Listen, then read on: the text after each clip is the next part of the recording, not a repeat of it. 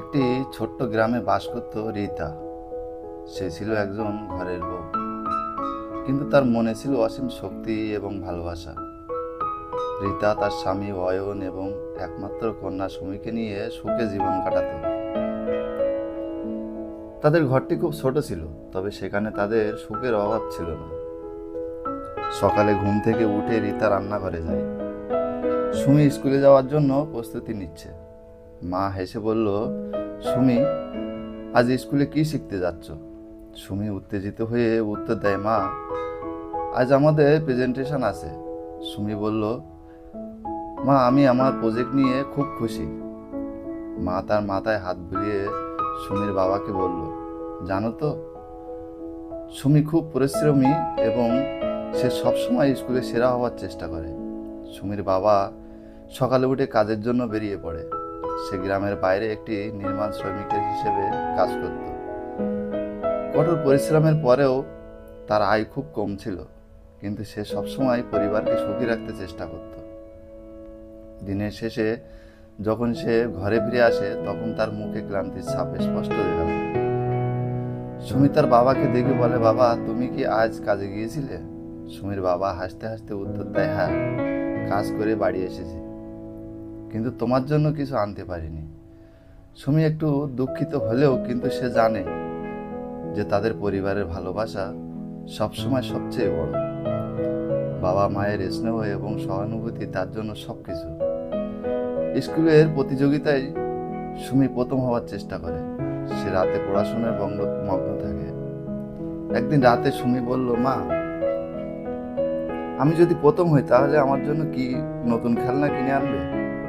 মা তার চোখে জল নিয়ে বলে, আমরা যেটা পারি সেটাই যথেষ্ট, তুমি শুধু ভালো করে পড়ো। একদিন সুমি স্কুলে একটি বিশেষ অনুষ্ঠানে অংশ নেয়। সেখানকার শিক্ষিকারা প্রশংসায় সুমি খুব খুশি হয়ে যায়। সুমি মনে করে, আমার বাবা মা যদি আমাকে এইভাবে সাপোর্ট না করে তাহলে আমি কখনো এগিয়ে যেতে পারবো না। একদিন সুমি স্কুল থেকে ফিরে এসে মার কাছে বলল, মা, আমরা গরিব কেন? সুমির মা একটু ভেবে বলল, সুমি, গরিব টাকা পয়সায় হয় না। গরিব হলো একমাত্র তারা যাদের ভালোবাসার অভাব আছে, কিন্তু আমরা তো একে অপরকে ভালোবাসি, তাই আমরা ধনী। সুমি একটু হেসে বলল, মা, তোমার কথা একদম ঠিক। একদিন সুমির বাবা সুমিকে বলল, তুমি জানো, আমি চাই তুমি পড়াশোনা ভালো করো, তোমার ভবিষ্যৎ উজ্জ্বল হোক, আর আমাদের গরিব দুর্দশা তোমাকে থামাতে পারবে না। সুমি বাবার কথা শুনে সে মনে মনে প্রতিজ্ঞা করে, আমি আমার পরিবারের জন্য কিছু করব। কিছুদিন যাওয়ার পর একদিন সুমি জানতে পারে স্কুলে একটি বিশেষ প্রতিযোগিতা হবে। বিজয়ীকে একটি নতুন ল্যাপটপ দেওয়া হবে। সুমি নিজেকে প্রস্তুত করতে শুরু করে। সে প্রতিদিন পড়াশুনো করে এবং বাবার কাছ থেকে সাহায্য নেয়।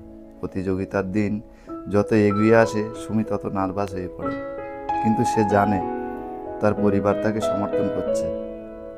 সুমি যখন প্রতিযোগিতায় অংশ নেয় তখন সুমির মা মাঠে বসে তার সাফল্যের জন্য প্রার্থনা করে।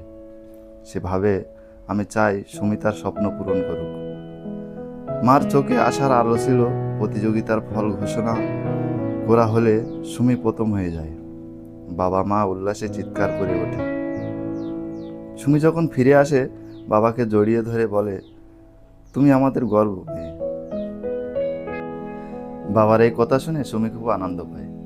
সুমি পুরস্কার হিসেবে একটি ল্যাপটপ পায়। সে পরিকল্পনা করে, আমি পরে আরো ভালোভাবে পড়তে পারবো। বাবা মা তাকে জড়িয়ে ধরে আর সুমি তাদের ধন্যবাদ জানায়। এভাবেই শুরু হয় তাদের জীবনের নতুন অধ্যায়। একদিন রাতে সুমির মা সুমির জন্য কিছু খাবার তৈরি করে। সুমি বলে, মা, তুমি যে এত ভালো রান্না করো, আমি তো তোমাকে ছাড়া কিছু ভাবতেই পারি না। সুমির মা হাসতে হাসতে বলে, ভালোবাসা আমাদের কাছে সবচেয়ে বড়। কিছুদিন পর সুমি কলেজে ভর্তি হয়। সে সেখানে কঠোর পরিশ্রম করে। একদিন সুমি বাবার কাছে জানতে চায়, বাবা, আমরা কেন গরিব? বাবা বলল, আমরা গরিব ভালোবাসায় না, আমরা গরিব অর্থে। আমরা একসঙ্গে থাকলেই সুখী। সুমির মনে হয় বাবা সত্যি সঠিক। বড় হয়ে সুমি একটি চাকরি পায় এবং বাবা মায়ের স্বপ্ন পূরণের চেষ্টা করে। সুমি অনুভব করে তাদের ভালোবাসা তাকে সবসময় শক্তি দেয়। সে প্রতিদিন বাবাকে তার সাফল্যের কথা জানায়। একদিন সুমির মা অসুস্থ হয়ে পড়ে। সুমি মাকে সেবা করে আর মা সুমিকে বলছে, আমি তোমার জন্য সব সময় গর্বিত। সুমি চোখের জল মুছে বলে, মা তুমি কখনো আমাকে ছেড়ে যাবে না। কারণ মা জানে সুমি তার জীবনকে নতুন করে সাজাতে পারবে। একদিন সুমির বাবা এসে সুমিকে বলল, তোমার ভালোবাসা এবং পরিশ্রম আমাদের পরিবারকে একত্রিত রেখেছে।